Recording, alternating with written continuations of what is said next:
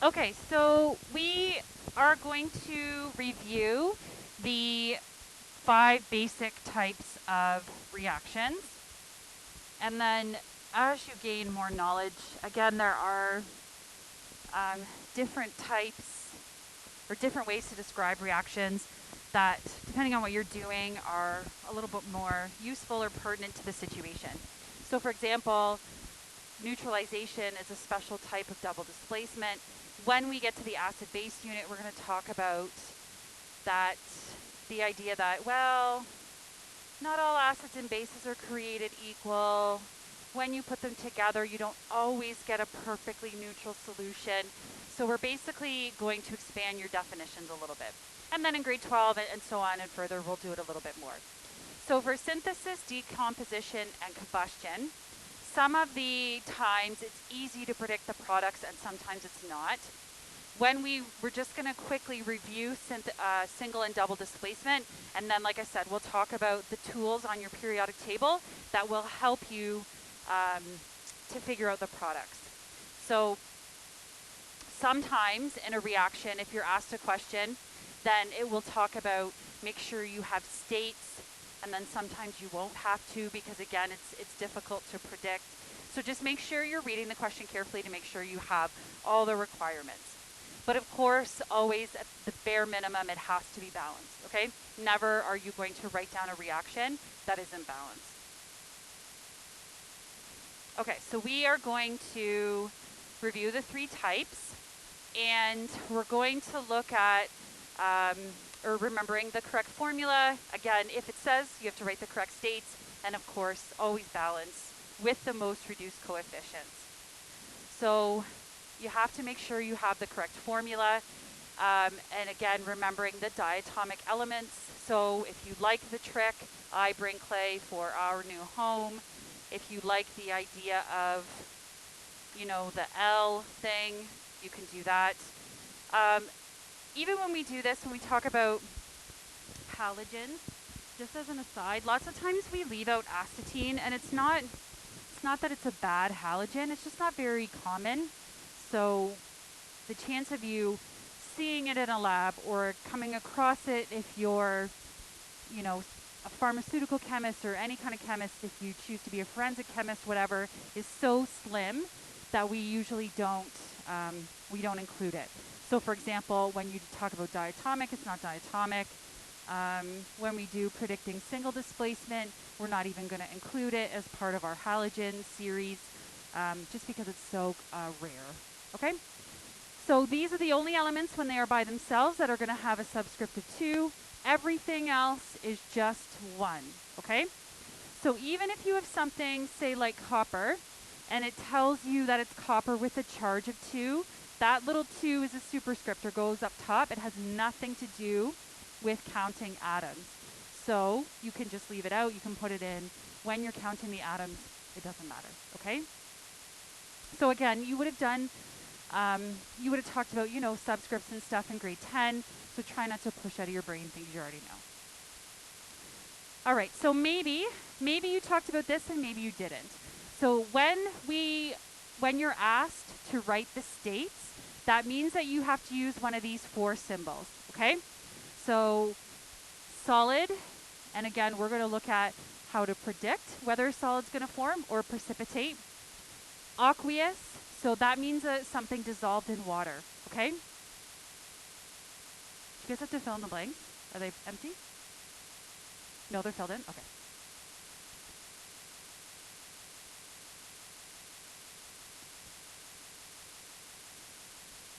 So today, when you are going to do the lab, the double displacement activity is virtually identical to what you did in grade 10. You put them in a little spot plate dropper bottles, and lots of times when students write the state, they'll write liquid because it is a solution, right? You're going to use these.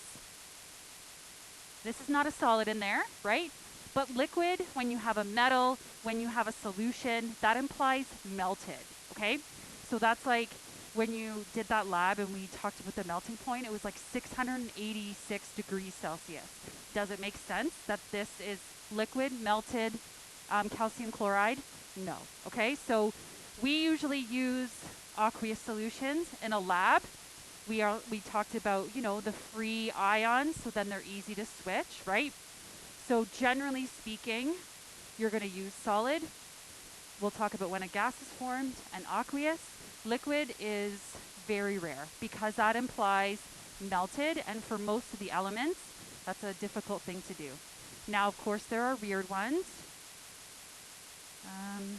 So if you want to remind yourself, right? So bromine is a liquid, and so is mercury. Okay, they are unique, they stand out.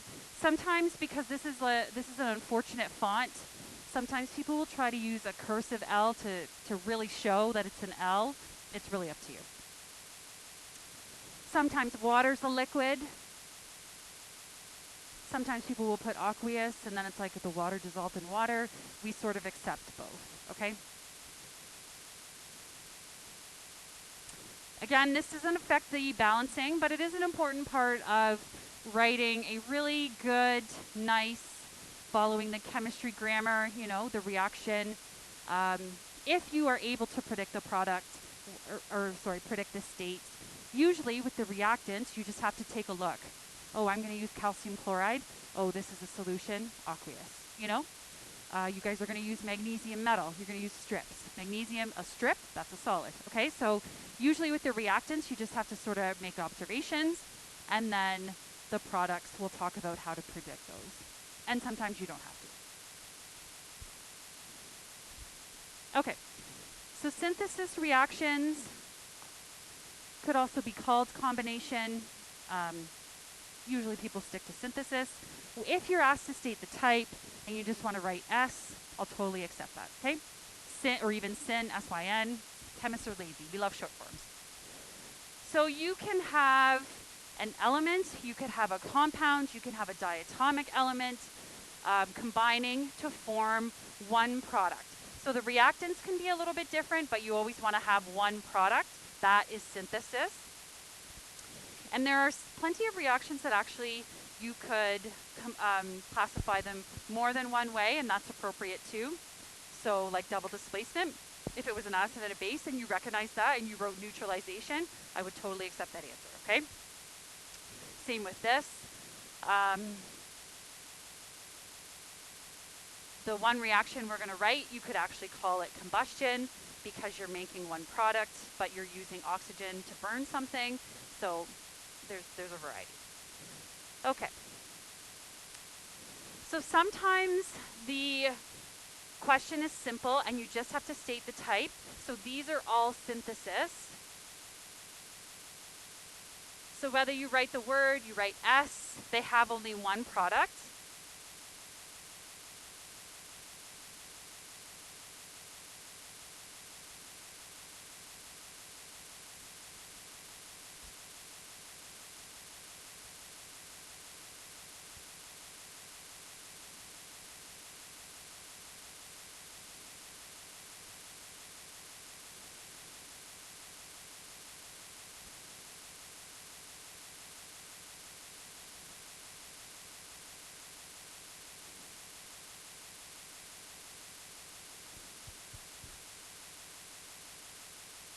So the first example has elements. Hydrogen is diatomic, oxygen is diatomic. Those are the elemental forms of hydrogen and oxygen. Makes water, one product. Then we have two compounds that come together to make one product. So that is, these are both synthesis. So the first one you can see, if you have hydrogen and you have oxygen, then maybe logically in your head, you're like, oh yeah, that makes water, that makes sense. You're just combining the elements. But maybe you are interested in chemistry. So something like hydrogen peroxide is H2O2. So how do you know which product is going to form? You really can't, okay? So there are plenty of synthesis reactions that you can't predict unless you have a chemical test, okay? Same thing with this. I wouldn't expect you guys to know HCl NH3 is going to make ammonium chloride. How could you possibly know that, okay? So synthesis reactions, if you are going to be asked to predict the product, it is going to be very obvious, okay? Something like this, for example. It is making an ionic compound is pretty straightforward.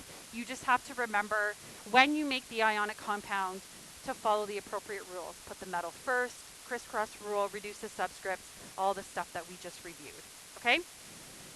So sodium reacts with oxygen.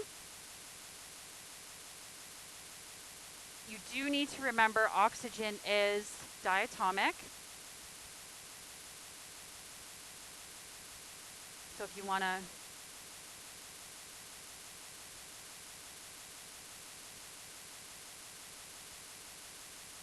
write a note to yourself.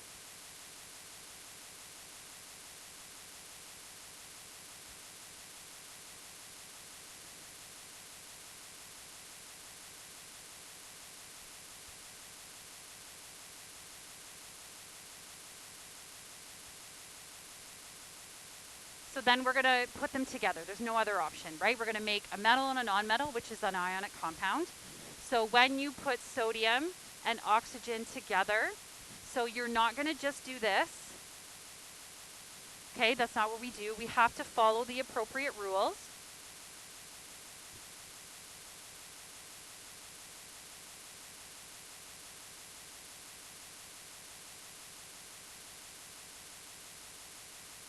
So again, similar to writing the formula for ionic compound like straight up, decide for yourself how much work you need to show. So sodium has a charge of 1, oxygen has a charge of 2. I'm going to crisscross that.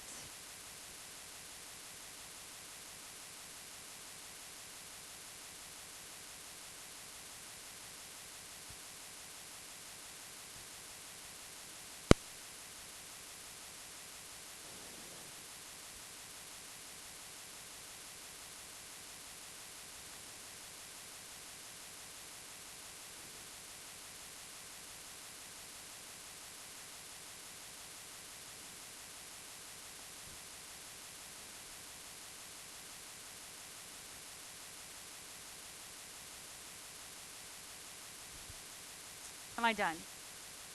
No. So remember, you always have to balance. So this one, synthesis, you probably can do by inspection because especially when something is like this, when they're by themselves, because you can put whatever you want in front of this and it doesn't affect this. So here we need 2 sodium, so it's tempting to put a 2 here. However, this is a 1 and this is a 2. So again, the more you practice, you might be like, okay, this is never going to match up. That's odd. So I'm going to put a 2 there first and then put a 4. But again, trial and error, you would do it, erase it, use your pencil, your science sword, okay? So you decide what's best for you with balancing. I really don't care. Take a look when you're done. 4 sodiums, 2 times 2 is 4, 2 oxygens, 2 times 1 is 2. Okay, just double check. So this question doesn't say to put the states, but let's say you had to, okay? So if you have a metal, what are metals usually? There's only one exception, at room temperature. Are they solids, liquids, or gases? Well, they're solids, right? Metals are solids. Oxygen, we don't put solids in our lungs, right? We need oxygen gas.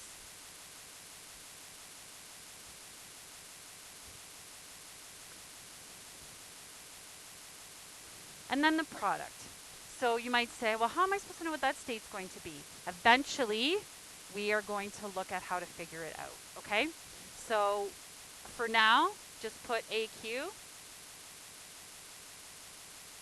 Actually, you know what? Let's just put solid.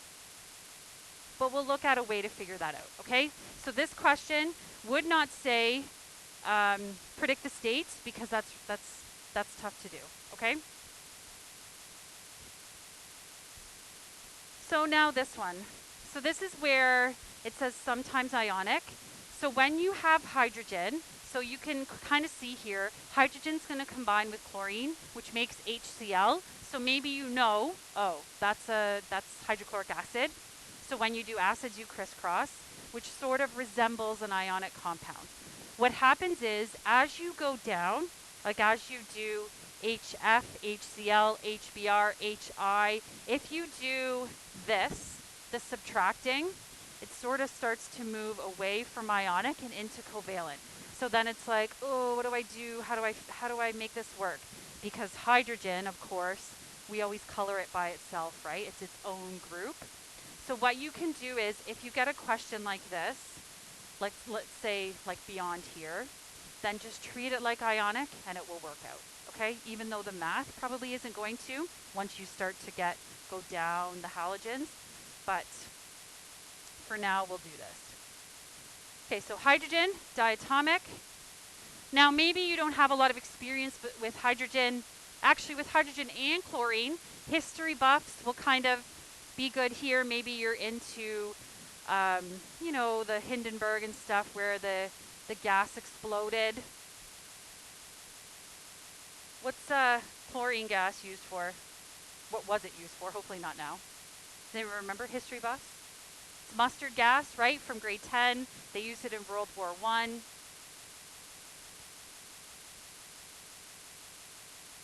So again, now we have an acid. We'll put acids as aqueous. I think that one's really easy to balance.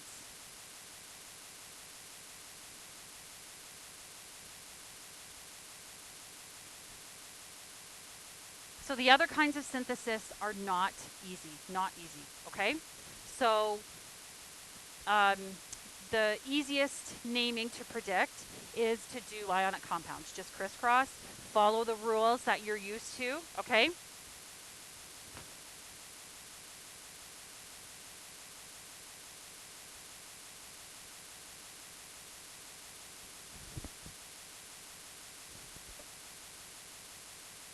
And then there's a special type. So what you're going to find is a lot of things in chemistry, we like to describe them as bases and acids. You'll find that these compounds are very, very common.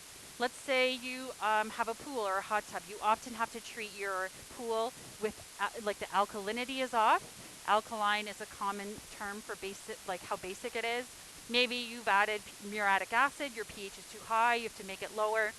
So even in a basic way, acids and bases are everywhere. Acids and bases are like the reaction is immediate, right? So early chemists were like, ooh, look at this, it makes bubbles, whatever, even though it really wasn't making lead into gold, but still. So even if you have synthesis with compounds, it can be very difficult to predict the products. But this will always be true, okay? So if you have a metal oxide, so what does that mean? So you have a metal atom plus oxygen. So this is an ionic compound. So again, ionic compounds, easy to predict their formula. You crisscross. We're going to look at a way to predict their states. A lot about them is really boring and rigid and straightforward, but that makes it a little bit easier on us, okay? The non-metal oxide, this is a covalent compound or molecular. That's a little bit trickier, right?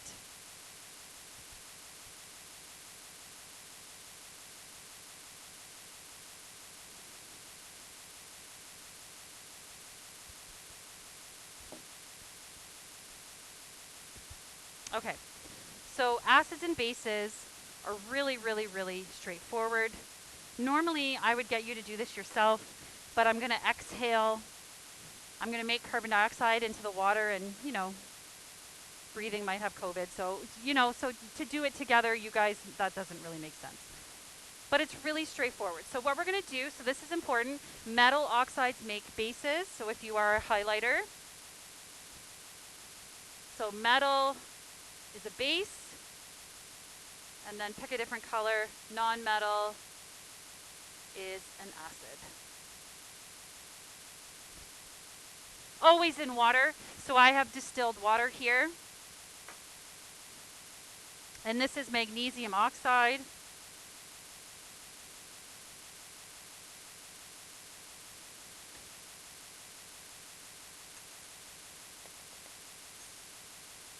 So this is the product of magnesium, like when you burn it in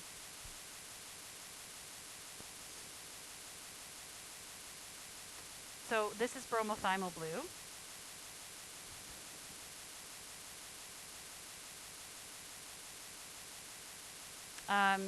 So bromothymol blue is, we're going to use this indicator all the time because bromothymol blue is blue in a base and yellow in an acid. That's very distinct colors, right? We like that.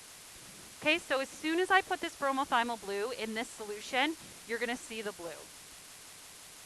Okay, so really, really basic. See how easy that was? So this was a very easy synthesis reaction for people to do, okay? So how do we make the base? So that's this here, magnesium oxide, that was the powder, plus water. So one of the things about water, we think of it as this like wonderful substance that we need to drink to stay alive, but water is everywhere in chemistry, okay? So water actually, you can actually kind of think of it like an ionic compound, which seems weird. But for the rest of your chemistry lives, we're going to try to think of water as ions. H, OH.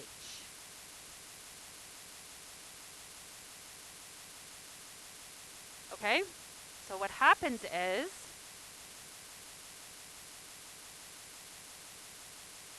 you get magnesium combining with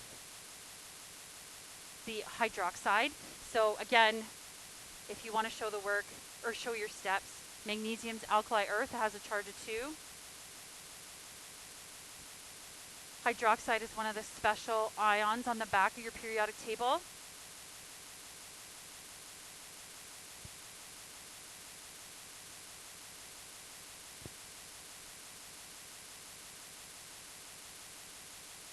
So now this hydroxide is a base.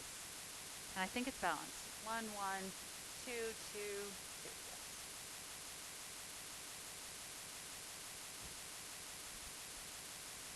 Okay.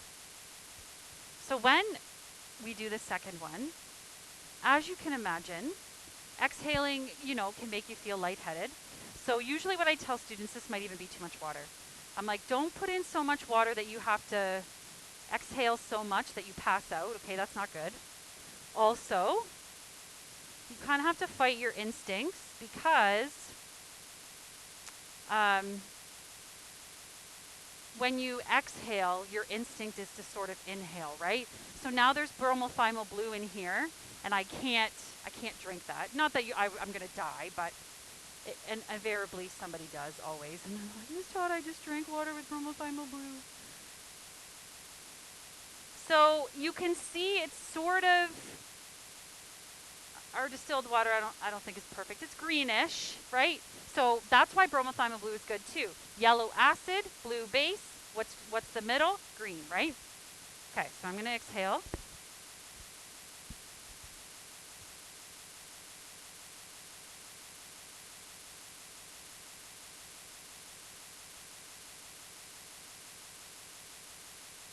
Oh, it's full of hot air.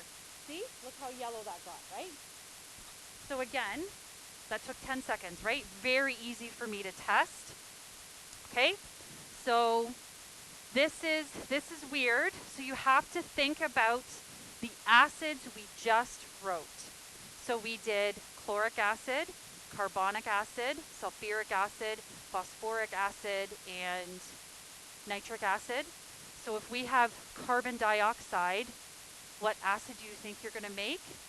Carbonic, okay?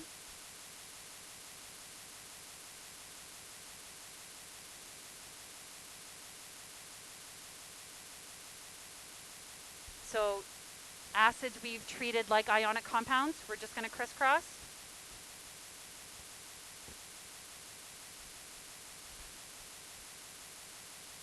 Is that balanced? Sure is. Okay. So you could do like, this one's a little bit trickier because covalent compounds are a little bit weird. So you could have a variety of, sometimes even when they talk about, say, smog, they'll say nitric oxides because they can have a different number of oxygens. Same with carbon dioxide. What's another substance that looks really close to that? Carbon monoxide. So then it would just change the number of oxygens in the acid, which you guys did, but that's tricky, right?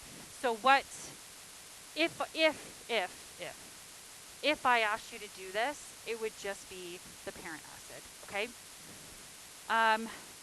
And so these are very important because this is carbonic acid. Carbon dioxide in the atmosphere, in the ocean, is making acid bad. When you have sulfur trioxide, which is a product of burning fossil fuels, you make sulfuric acid, which is especially in areas like, say, up north in Sudbury and stuff, they have terrible acid rain because they have tons of mining. This is the reaction that makes smog. Okay, so these reactions have really big impacts in the environment. So at the end of this booklet, there's an elements and oxides worksheet. So really, it kind of goes through the applications of this. Don't feel like you need to write novels or anything like that. It's just for you. There's questions at the end that talk about giving it a try, trying to write the reactions, and it also based on whether it's a non-metal oxide. All you have to say, if it's an acid, if it's non-metal oxide, if it's a metal and oxygen, then you say it's a base, that's it. Okay, so those kinds of questions are pretty straightforward. Doing something like this is a little bit trickier, okay?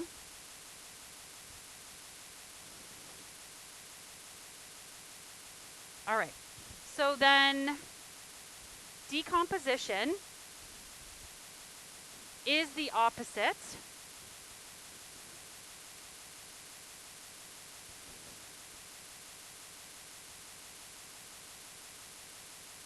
with really a similar amount of difficulty. If you have something and you can decompose it, like say the reverse, right? If you have HCl and you can decompose it into H and Cl, no problem. But if you had that one with ammonium chloride, how could you possibly know that it would change into ammonium and hydrogen chloride? You couldn't, right? Okay? Sometimes they involve large amounts of energy both ways, both as a requirement and as producing it. And again, they can be elements or compounds. The big thing is you have one reactant. Okay? So it can make a variety of the number of products, but you need to have one reactant. Most often, it's just splitting into two, whether it's two compounds or two elements.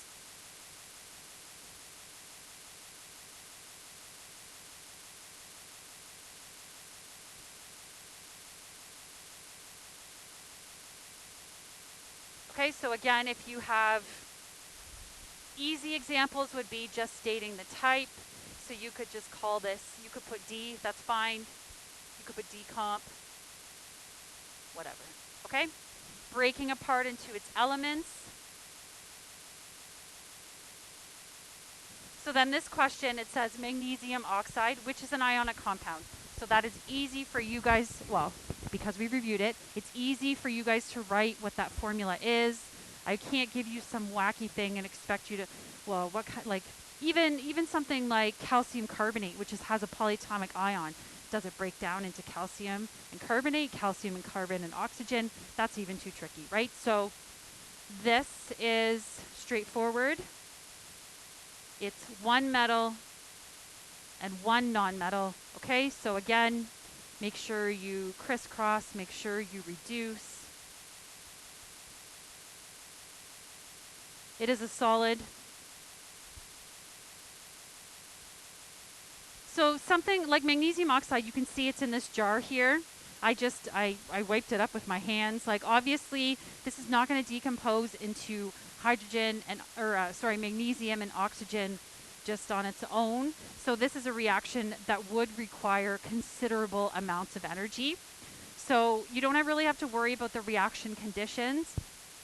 Sometimes you'll see them written over the arrow like this.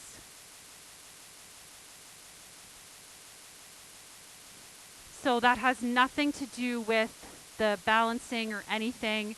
So in grade 11, we often leave that out. You might see it more in grade 12 and as you go forward, okay? So it's going to make magnesium. Is magnesium diatomic? Nope, and it's a metal.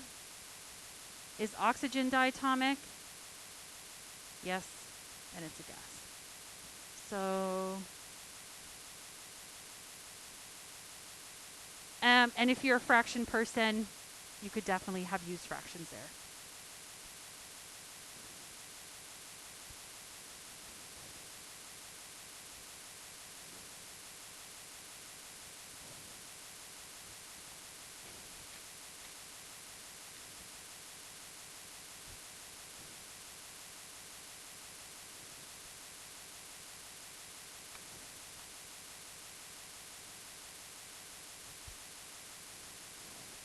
Okay, so combustion. Combustion reactions, again, if you know I have any beef with the grade 10 teachers, this is it here. Because they often focus on combustion and they'll talk about complete and incomplete, which is fine, producing carbon dioxide and water, if you remember that. That's fine, but only if the reactant has carbon and hydrogen. Magnesium, for example, can burn in oxygen. Magnesium does not have, there's no carbon, there's no hydrogen, so you're going to get magnesium oxide. You're not going to get carbon dioxide and water, okay? So there's sort of a subclass of combustion. So in the most general sense, combustion reactions, you must have oxygen, okay? And it has to be O2. And then you're going to make an oxide for sure. So in magnesium's case, magnesium oxide. If it's complete combustion, carbon dioxide, okay? So it depends. Sometimes water, okay? So the black here, that is the most general class of combustion. And then depending on what happens, then maybe you will have water as well, okay? So combustion is hugely studied because we burn candles, that's combustion. We burn gasoline, that's combustion. We burn natural gas to heat our homes, that's combustion. There are so many reactions that we do that to exploit the production of heat and light. Fireworks, that's combustion, makes light. So we have studied these reactions extensively. Also, what you're going to see when we do quantities, you can't just throw some reactants together and be like, okay, reaction, here you go. You have to have certain amounts, right? Or the reaction won't work. Combustion is actually when you have hydrocarbons or when you have complete or incomplete, this reaction can occur with an incomplete amount of oxygen. That's very rare. That if you don't have the right ratio of reactants, that it's not going to work. Okay? So, useful combustion reactions when you have hydrocarbons. So hydrocarbons have hydrogen and carbon. Okay? Then you're going to get water and carbon dioxide. You'll see in grade 12, we could also maybe have oxygen in the reactant, like in alcohol. Alcohol burns. But for now, hydrocarbon is fine. So you guys will only have to predict the products of complete combustion. Incomplete is too willy-nilly, okay? So you're always going to get carbon dioxide and water. If you are a highlighter, if you want to write that down. Another thing you can do, if you don't have a color, then I would write the words because I can't photocopy in color, unfortunately. When you have complete combustion, you're going to see a blue flame. That's why that Bunsen burner's there. And this can be life and death, okay? If you have natural gas heating, if you have a stove or a dryer, that's gas. If you drive a car, that's gas, which most of you probably do or get in a car. The presence of a blue flame indicates complete combustion. So carbon dioxide and water, Carbon dioxide isn't super good for you, but it's not as deadly as carbon monoxide, okay? So there have even been cases where, like today, somebody put their kid and their wife in the car and their tailpipe was blocked and the carbon monoxide got back in their car while he was scraping it off and killed them. So like it can happen so fast. Carbon monoxide, it seems so ridiculous. We have red blood cells which have a molecule called hemoglobin, and the hemoglobin actually likes carbon monoxide better or has a greater affinity for it than oxygen, which makes no sense. So if there's carbon monoxide present, which you can't taste or smell, your cells will take it up. So you basically fall asleep and never wake up. I'm not an advocate for this. Please don't get me wrong, but that's why a choice to commit suicide is to put like a pipe from your tailpipe in your window in your car. If you run your car with your garage shut and stay in there, you can pass out. You have to be very careful. Cars are terrible, terrible incomplete combustors, okay? So really be careful, especially if you're starting to drive. Just, make sure your car is running as efficiently as possible. Make sure the tailpipe's not blocked, okay? Because incomplete combustion, so again, make sure if you don't have a color, just write orange flame. It's law. You have to have carbon monoxide detectors. If it goes off, get out of your house and call the fire department so that they come with like a heavy duty thing to see if it's just a false alarm or if your furnace isn't working. So incomplete combustion occurs when there's not enough oxygen, which again is very, very strange. Most reactants need to be in a certain ratio, which we're going to do next, for a reaction to occur. So that's why combustion, we use it all the time, and it's so hard to get away from burning fossil fuels because it's so easy to do, okay? And then the products are less predictable, so you won't have to predict them. So carbon monoxide, we just talked about that, a colorless, odorless gas. Carbon is soot, or the black that you see. So if you are burning something and you get black produced, you could tell by the flame. So say a campfire usually is mostly orange, and then what's left over is black because it's producing carbon. It is not burning completely. So again, you can't, those, I don't know what they're called. They're metal and you put a fire in them. You shouldn't have one of those in your garage, okay? Because then the carbon monoxide produced, if it's not well ventilated, can make people pass out, okay? So you have to be really careful. Okay, so complete combustion, the reason that it's starred is because you guys will have to do this, okay?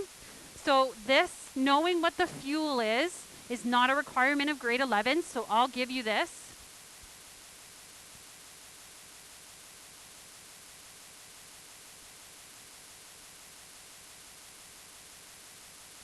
You have to remember what do you need to burn something?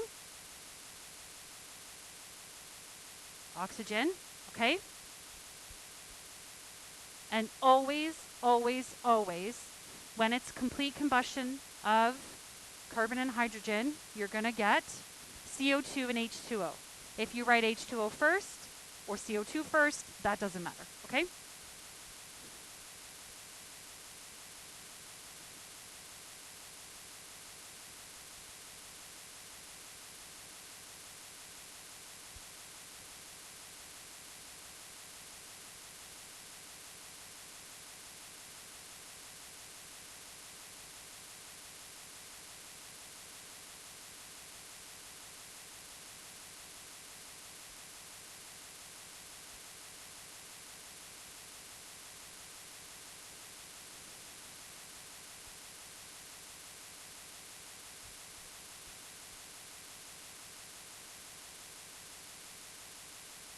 Okay, so I sort of cherry pick the easiest hydrocarbon there is, so that makes it the easiest to balance.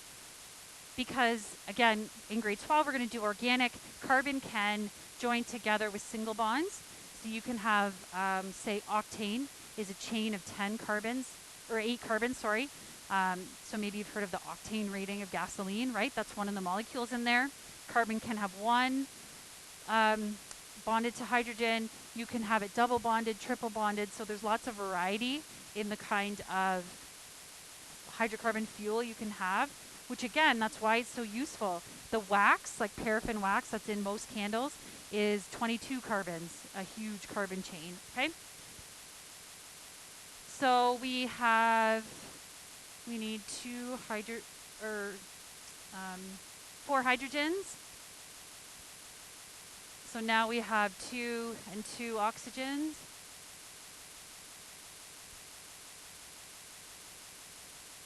I'm going to write down a possible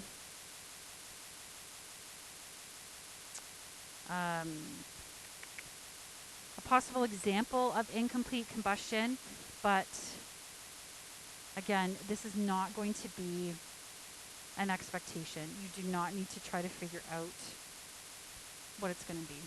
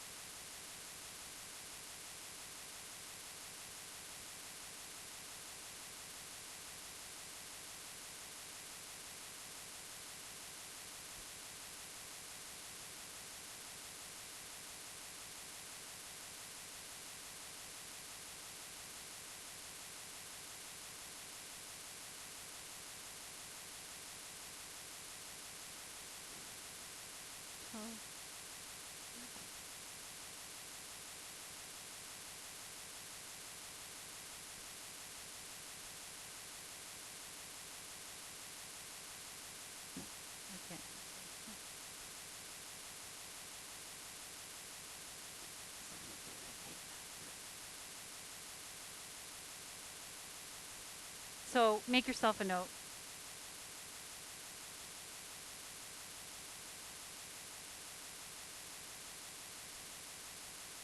In fact, I'm not even going to make you identify them. I wouldn't give you this and say, is this incomplete combustion or whatever.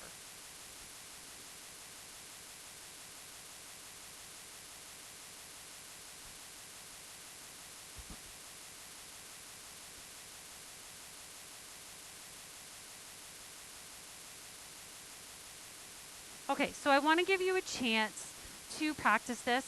The type 2 is like super straightforward. So I can even let you work. Your break's at 10:35, right?